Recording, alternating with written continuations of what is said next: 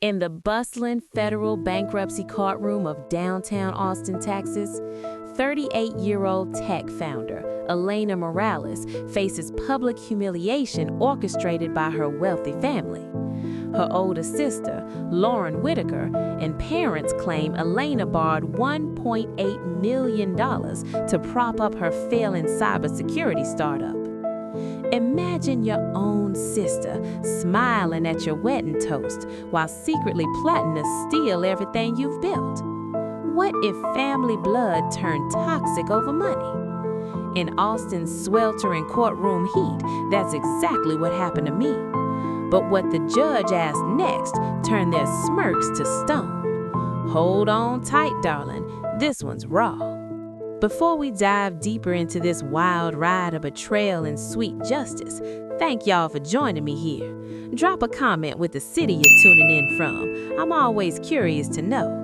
If you like such raw stories, smash that like and subscribe button and hit notifications so you never miss when karma comes knocking. All right, sugar, let's get to it. My name's Elena Morales, and I'm 38 now. Back then, I was just a quiet one in the Whitaker family, always the afterthought next to my perfect older sister, Lauren. We grew up in the rolling hills outside Austin in one of those big houses where money whispered instead of shouted. Daddy ran a fancy investment advisory firm. Mama chaired every charity gala from here to San Antonio. Lauren was the golden child, prom queen, sorority star, married a venture capitalist who played golf with half the state legislature. Me, I was the odd Dirk who loved computers more than cocktail parties. I remember the day I tried to explain my dream to him. It was Thanksgiving, the air thick with turkey and Mama's expensive perfume. I laid out my pitch on the dining table, printouts, charts, everything. I was talking about protecting the power grid, those old industrial systems that keep the lights on for millions. Did y'all know that cyber attacks on U.S. energy infrastructure jumped 380% in recent years? That's what lit my fire. I wanted to build something that mattered, something that shielded hospitals, water plants, the whole damn state if a hacker tried to flip the switch. Daddy set his bourbon down real slow. Elena, honey, this sounds like a hobby for basement boys in hoodies. We Whitakers manage money, not mess with wires. Lauren laughed that tinkly laugh of hers. Bless your heart, sis. Why not come to work reception at Daddy's firm? You could organize the files, real job security. I left that dinner with a knot in my gut that never quite untied. I moved to a tiny apartment off South Congress, the kind where the AC rattles like a freight train and the rent ate half my paycheck from my entry-level IT gig. I ate ramen, worked nights learning SCADA protocols and legacy system vulnerabilities. Every rejection, every cold call that ended in, "We'll think about it," I heard Daddy's voice, "You'll come crawling back." That voice? Better fuel than coffee. Years blurred into 80-hour weeks. I founded Apex Grid Defense in a drafty warehouse near the Colorado River, concrete floors so cold your toes went numb, servers humming like angry bees. My first team was 5 misfits like me, ex-hackers, dropouts, folks who'd been told they didn't fit. We carried our own racks upstairs, laughing through sweat and swearing we'd make it. Our software? Ghostwatch, silent monitors for industrial networks, catching anomalies without slowing a single valve or breaker.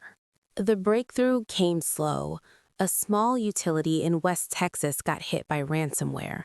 Pumps shut down, folks without water in 100-degree heat. Big firms quoted 6 months. We said 2 weeks. Delivered in 9 days. When that check cleared, I stared at the balance for an hour. Not rich, but breathing room. I stayed hidden. Legally, Elena Morales. Kept my mama's maiden name after a short marriage nobody remembers. Public face, Jordan Reyes, a quiet alias. No flashy photos, no interviews. I knew if the family scented money, they'd circle like vultures. Then came the contract that changed everything. A joint state-federal bid to harden Texas energy substations after that near-miss blackout scare. $80 million over 4 years. We beat giants because our system was lean, fast, proven. Winning felt like exhaling after holding my breath for 9 years. But government contracts hate risk. One whiff of financial instability frees everything. That's when Lauren struck. The petition arrived on a Tuesday.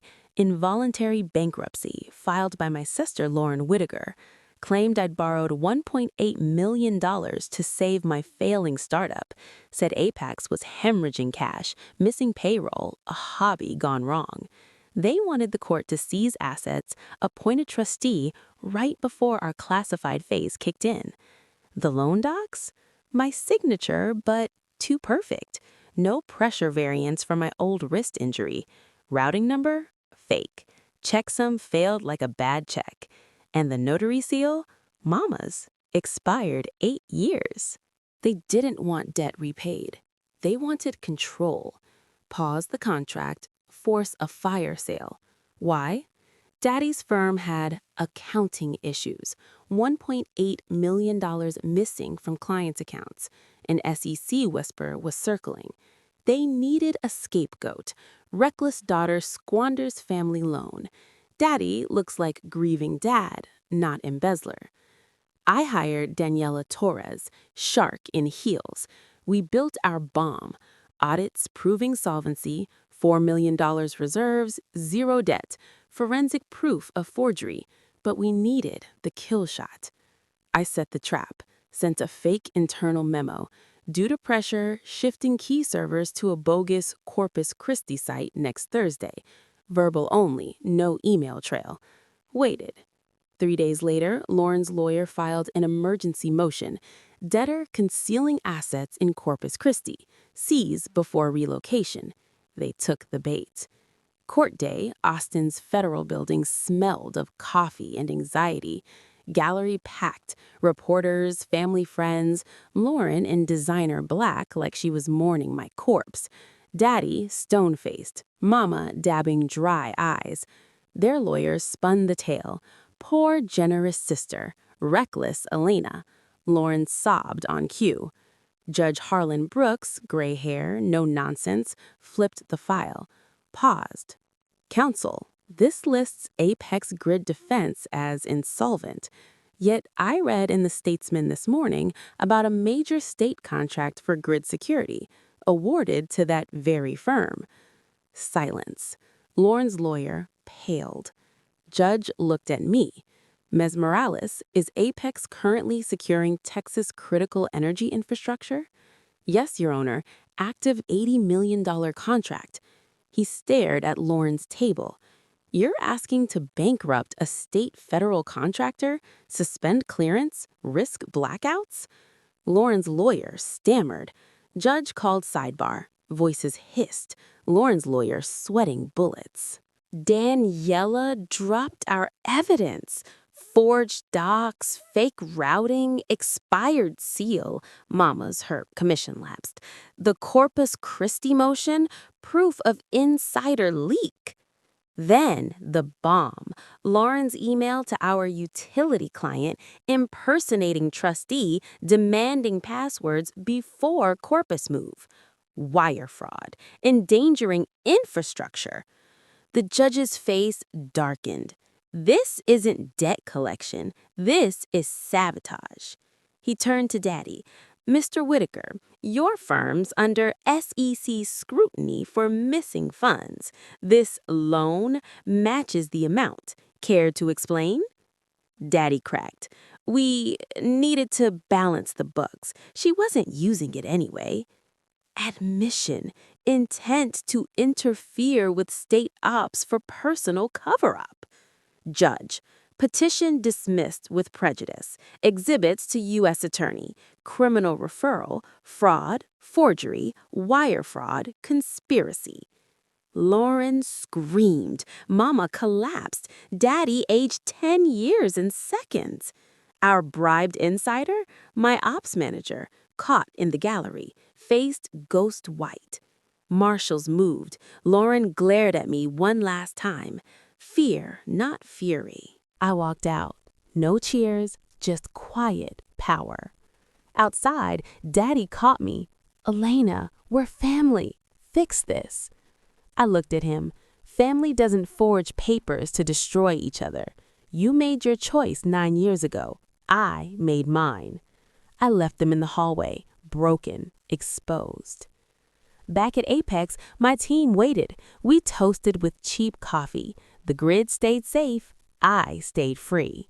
Darling, if you're facing doubt, remember, they can try to bury you, but sometimes you grow roots so deep you bloom bigger. Build your network, trust your grind, believe in your worth. Did you know women in cybersecurity still face a pay gap, earning 16 to 22% less on average? That's fuel. Use it. What hit home for y'all? Would you forgive family betrayal? Comment below. How was the story and what you like about the story? Subscribe for more empowering takedowns. Next time, another wolf pack learns the hard way. Until then, stay fierce.